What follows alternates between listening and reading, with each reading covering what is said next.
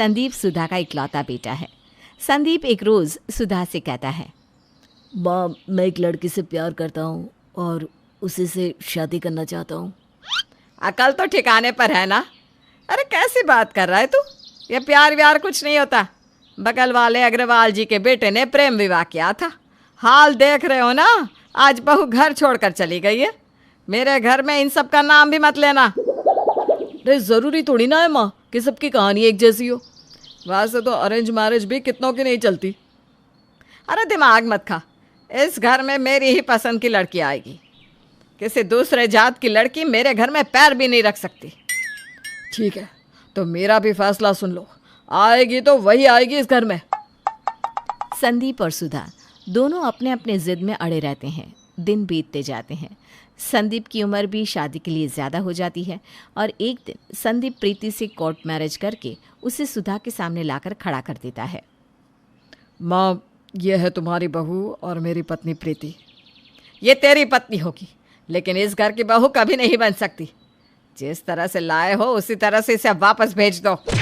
तभी प्रीति कहती है, मम्मी जी, ज़्यादा होशियारी अगर की ना आपने तो पूरे घर के साथ जेल की चक्की पीसती नजर आएंगी। फिर दिखाइएगा ये अकड़ जेल में।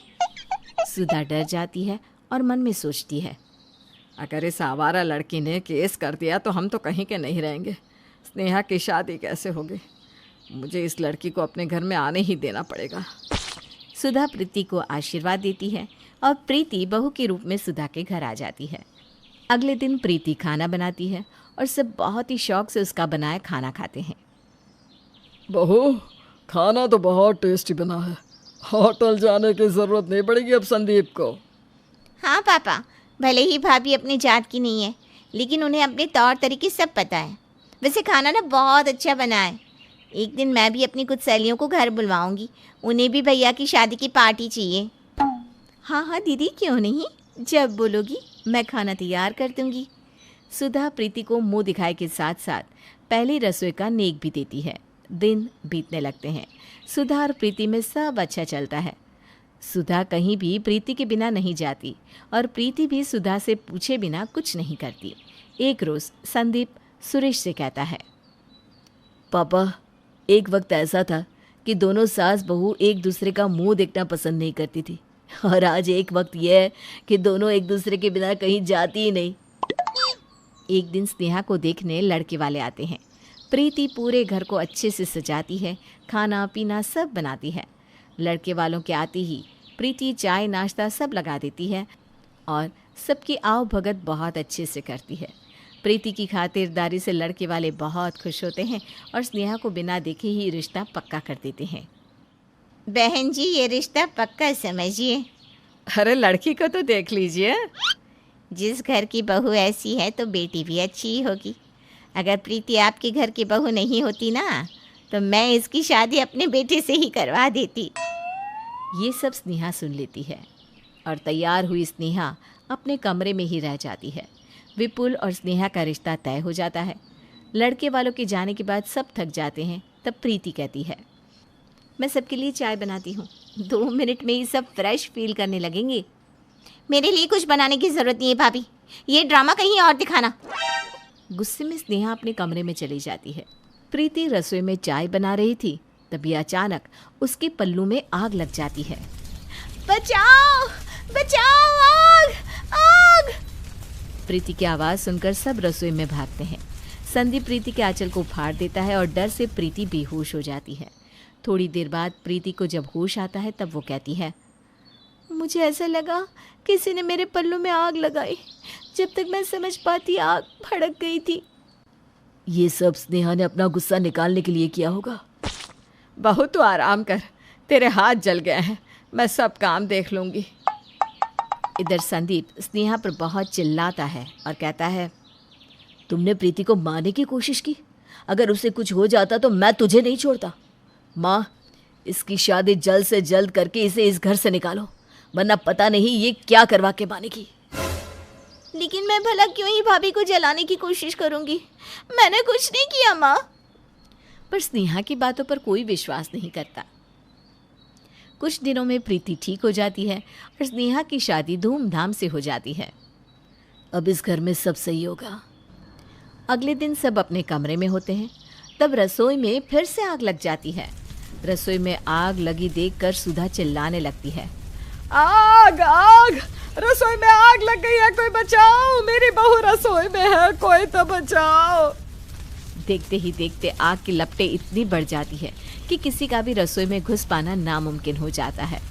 सुधा की आवाज़ से अगल बगल के लोग भी वहाँ आ जाते हैं और सभी बाल्टी भर के पानी मारने लगते हैं।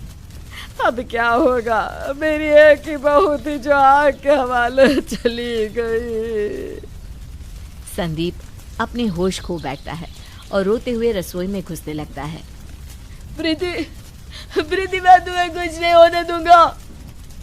दिमाग तो ठिकाना है ना इसका।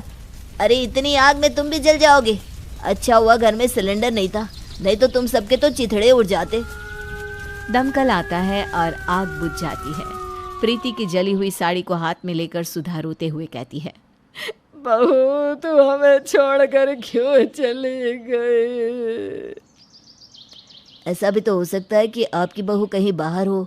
यहाँ कोई जली हुई बॉडी तो दिख नहीं रही। तभी गुस्से में सुधा उठकर आदमी को एक तमाचा लगाते हुए कहती है। मेरी बहू रसोई में ही थी, आज जल के मर गई। मैंने अपनी आंखों से उसे रसोई में देखा था। ये औरत पागल हो गई है। ये पता करो कि आग कैसे लगी। मोहल्ले के सभी लोग वहाँ से चले जाते हैं। इतने में ही प्रीति वहाँ आकर खड़ी हो जाती है और तालियां बजाने लगती है। प्रीति को देखकर सुधा के तो होश ही उड़ जाते हैं। तुम तो रसोई में थी ना, तुम कैसे बच सकती हो? मम्मी जी, आपने बखूबी साजिश की मुझे मारने की, लेकिन मैं बच गई। ये क्या कह रही हो तुम? माँ तो तुम्हें कितना मानती है। माँ ने कुछ नहीं किया, तुम बच गई, यही बात है। इसके पहले भी मम्मी ने ही मुझे मारने की कोशिश की थी, स्नेहा ने नहीं। सुधा प्रीति का गला दबाने लगती है। नहीं छोड़ूंगी मैं तुम्हें। मेरे घर को तुमने बर्बाद किया है, मेरे बेटे को अपने बस में कर लिया है। संदीप सुधा को प्रीति से दूर करता है। माँ, ये क्या कर रही हो तुम? मैंने सोचा था इसके मरते ही सब सही हो जाएगा। इतने दिनों से मैं इसे तुम्हारे कारण झेल रही थी।